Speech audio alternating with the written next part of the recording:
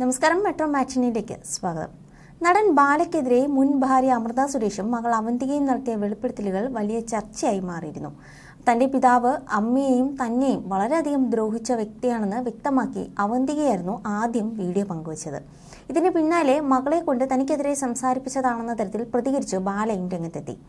2009 വിവാഹം വേർപിരിഞ്ഞതു മുതൽ ബാല തന്റെ മുൻ ഭാര്യയായ അമൃത സുരേഷിനെതിരെ പൊതു ഇടങ്ങളിലെല്ലാം ആക്ഷേപം ഉയർത്തിയിട്ടുണ്ട്. തന്റെ മകളെ കാണാൻ അമൃതയും കുടുംബവും അനുവദിക്കുന്നില്ല എന്നായിരുന്നു പ്രധാന ആരോപണം. അച്ഛൻ എന്ന നിലയിൽ തന്റെ അവകാശം അമൃതയും കുടുംബവും നിഷേധിക്കുന്നുവെന്നും ബാല ആരോപിച്ചു. മാത്രമല്ല, അമൃതയെ വ്യക്തിഹത്യ നടത്തുന്ന തരത്തിലുള്ള പല പരാമർശങ്ങളും ബാലയിൽ നിന്നും ഉണ്ടായിട്ടുണ്ട്.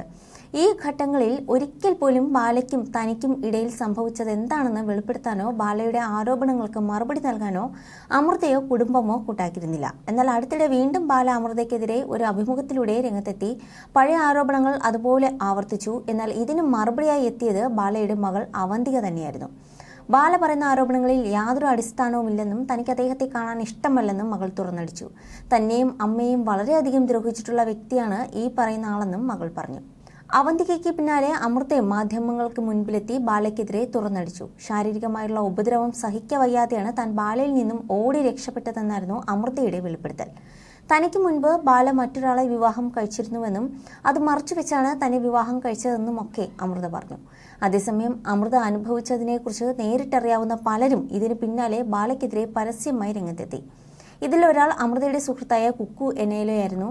അമൃതയെ പോലെ തന്നെയാണ് ബാല മൂന്നാമതും വിവാഹം കഴിച്ച എലിസബത്ത് എന്നും ബാലയുടെ പീഡനം സഹിക്കവയ്യാതെയാണ് അവരും ബാലയെ വിട്ടു പോയതെന്നും കുക്കു ആരോപിച്ചിരുന്നു. പലതവണ എലിസബത്ത് ആത്മഹത്യയ്ക്ക് ശ്രമിച്ചിട്ടുണ്ടെന്നും അവർ പറഞ്ഞു. മറ്റൊരു സുഹൃത്തായ ചെമ്പൻ സ്റ്റീഫൻ പറഞ്ഞത് ബാല ഇപ്പോൾ മറ്റൊരാളുമായി ലിവിംഗ് ടുഗദറിലാണെന്നാണ്. ഇതോടെ ആർക്കൊപ്പമാണ് ബാല ഇപ്പോൾ കഴിയുന്നതെന്ന ചോദ്യവും പലരും ഉയർത്തുന്നത്. ബാലയുടെ അമ്മാവന്റെ മകൾ കോകിലയെ അടുത്തിടെ പല വീഡിയോകളിലും ആരാധകർ കണ്ടിരുന്നു. ഇതോടെ അവരെക്കുറിച്ച് ചോദ്യമുയർന്നു. അതോടൊപ്പം തന്നെ ബാലയുടെ 240 കോടിയോളം വരുന്ന സ്വത്തുക്കളുടെ അനന്തരാവകാശി ആരാണെന്ന ചോദ്യവും ഉയരുന്നുണ്ട്. നേരത്തെ വിവാഹമോചന സമയത്ത് സ്വത്തുക്കളുടെ വലിയ പങ്കും കൊടുത്തതായി ബാല അവകാശപ്പെട്ടിരുന്നു. എന്നാൽ താൻ ജീവനാംശം വാങ്ങിയിട്ടില്ലെന്നാണ് അമൃത സുരേഷ് വെളിപ്പെടുത്തിയത്.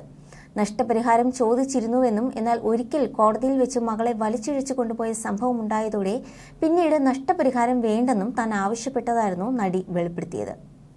You're watching me on metromatney.com. on metromatney.com. metromatney.com.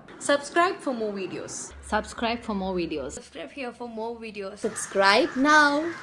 Thank you.